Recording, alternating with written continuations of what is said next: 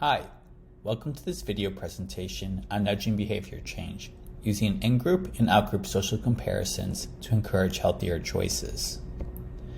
I'm DiCosola, the primary researcher and presenter for today's talk. I'm a third-year DPhil student at the University of Oxford, and I'm supervised by Professor Gina Neff. My research is centered around nudge and builds upon existing work done by SIGCHI scholars who have investigated how we might use social influence and other techniques to nudge users in technology-mediated contexts.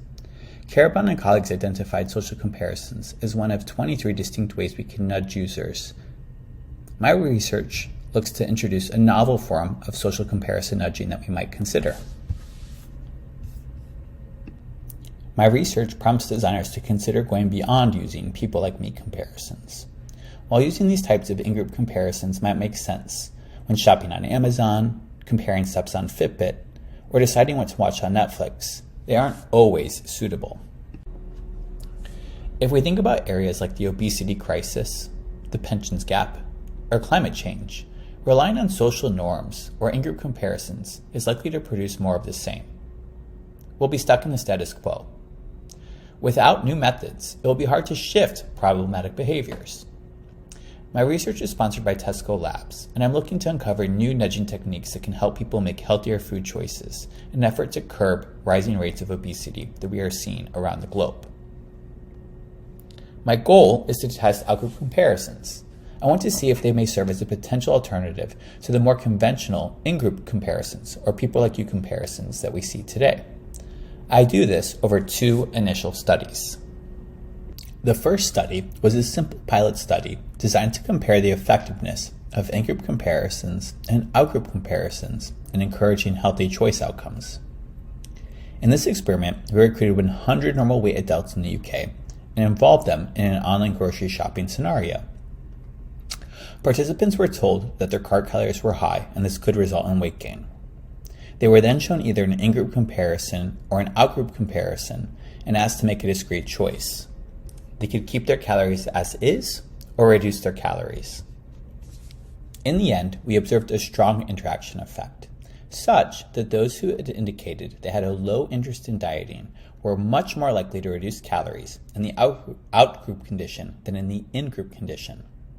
This initial finding indicates that out-group comparisons could serve as an effective alternative to in-group comparisons, at least in some contexts. Our next study was designed to be more robust, so we included 350 participants and had 4 experimental conditions. In this study, we recruited overweight adults with a BMI of over 25 who also viewed themselves as being overweight. The mechanics of the study were largely the same, but we included a series of questions from the dietary control behavior scale instead of the self-constructed question around interest in trying new diets. The first condition was a baseline condition that told participants that they were expected to consume 3,500 extra calories this week. The next condition was the control condition, which took this baseline stimuli and added a weight gain implication statement. The final 2 conditions were the social comparison conditions, which took the control condition, but then added a comparison to either overweight adults or normal weight adults. We had 3 hypotheses. The first was that the control condition would produce more healthy choice outcomes than the baseline condition. The second was that our social comparison conditions would produce more healthy choice outcomes than the corresponding control condition. The third was that there would be an interaction effect, similar to the pilot study, such that those who rated low to moderate in dietary control behaviors would be more likely to make the healthy choice if shown a social comparison nudge over the control condition. We had interesting results. The control condition performed as we expected, with most participants in this condition keeping calories as is. We see that participants are much more likely to reduce calories in both social comparison conditions. This is what we expected to see. What was unexpected is how well the baseline condition did in comparison to the control condition. We think this is due to some of the specific figures that were used, and it's a bit of an anomaly. If we collapse the in-group and out-group conditions and analyze them as a collective set of social comparisons, we see that participants are much more likely to make the healthy choice when exposed to a social comparison nudge as compared to the control condition nudge. To be more specific, less than half of the participants, 46.5%, decide to reduce calories when exposed to the control condition nudge, but more than half of the participants, 66.7%, decide to reduce calories when the social comparison is used. This finding is statistically significant. So we reject our first hypothesis and confirm our second. Now let's look at the interaction effect. If we look at participants and what they decide to do regardless of the experimental condition, we see that those who rate high in dietary control are very likely to reduce calories, while those who rate low in dietary control are very likely to keep calories. This is exactly what we'd expect to see.